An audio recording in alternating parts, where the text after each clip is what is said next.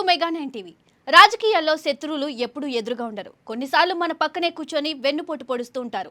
దేశ రాజధాని ఢిల్లీని ఏలుతున్న ఆమ్ ఆద్మీ పార్టీలో ఇప్పుడు సరిగ్గా ఇలాంటి అంతర్గత యుద్ధమే నడుస్తోంది. నిన్నటి దాకా కేజ్రీవాల్కు కుడిభుజంగా రాజ్యసభలో పార్టీ వాయిస్ను బలంగా వినిపించిన ఆప్ ఫైర్ బ్రాండ్ లీడర్ రాఘవ్ చడ్డాపై సొంత పార్టీ నేతలే కత్తులు దూస్తున్నారు. ఆయన రాజ్యసభ డిప్యూటీ లీడర్ పదవిని లాగేసుకోవడమే కాకుండా రాఘవ్ బీజేపీలోకి జంప్ అవుతున్నారంటూ ఆప్ నేతలు సంచలన ఆరోపణలు చేశారు. అయితే ఈ కుట్రలన్నింటినీ మౌనంగా భరిస్తాడు అనుకున్న రాఘవ్ చడ్డా ఒక్కసారిగా బరస్ట్ అయ్యాడు.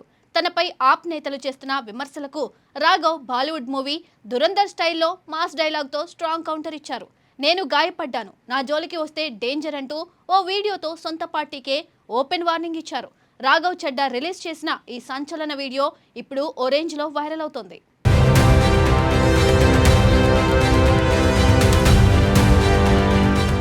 ఆమ్ ఆద్మీ పార్టీ ఒకప్పుడు అవినీతికి వ్యతిరేకంగా పుట్టిన పార్టీ. కానీ ఇప్పుడు అదే పార్టీలో నేతల మధ్య తీవ్రస్థాయి వర్గపోరు నడుస్తోంది. లిక్కర్ స్కామ్ అరెస్టుల తర్వాత ఆప్ క్రమశిక్షణ పూర్తిగా గాడి తప్పింది అనడానికి రాఘవ్ చడ్డా ఎపిసోడ్ పెద్ద ఉదాహరణ.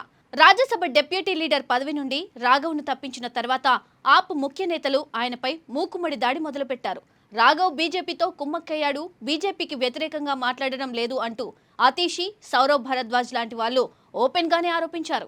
వీటిపై ఇన్నాళ్ళు సైలెంట్ గా ఉన్న రాఘవ్ చడ్డా ఇప్పుడు సోషల్ మీడియా వేదికగా ఒక పవర్ఫుల్ వీడియోను రిలీజ్ చేశారు. ఆప్ తీర్ను ఎండగడుతూ దురంధర్ సినిమాలోని డైలాగ్ను వాడి తనదైన శైలిలో రిప్లై ఇచ్చారు. నేను గాయపడ్డాను, అందుకే ప్రాణాంతకం. ఒక అబద్ధాన్ని 100 సార్లు చెబితే అది నిజం అయిపోతుందన్న భయంతోనే నేను ఇప్పుడు నోరు విప్పుతున్నానంటూ తనపై చేసిన ప్రధాన ఆరోపణలు రాఘవ్ చడ్డా కడిగి పారేశారు.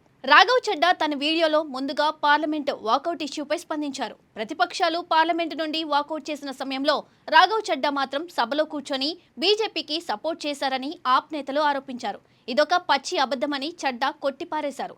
తాను ప్రతి సందర్భంలోనూ ప్రతిపక్షాలతో కలిసే ఉన్నానని, పార్లమెంటు రికార్డులు చూస్తే ఈ విషయం స్పష్టంగా అర్థమవుతుందని ఆయన కౌంటర్ ఇచ్చారు. తప్పుడు ప్రచారాలతో తనపై బురద చల్లాలని చూస్తున్నారని ఆగ్రహం వ్యక్తం చేశారు.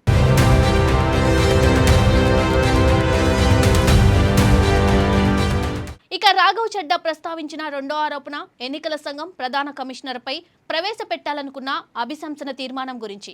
ఆ తీర్మానంపై సంతకం చేయడానికి రాఘవ్ చడ్డా నిరాకరించారని ఆప్ వర్గాలు లీకులు ఇచ్చాయి. దీనిపై చడ్డా దిమ్మ తిరిగే సమాధానమిచ్చారు. అసలు ఏ ఆమ్ ఆద్మీ పార్టీ నాయకుడు కూడా నన్ను ఆ తీర్మానంపై సంతకం చేయమని అడగనేలేదు. పైగా ఆప్కు 10 మంది ఎంపీలు ఉంటే అందులో 6 లేదా 7 మంది ఆ తీర్మానంపై సంతకమే చేయలేదు.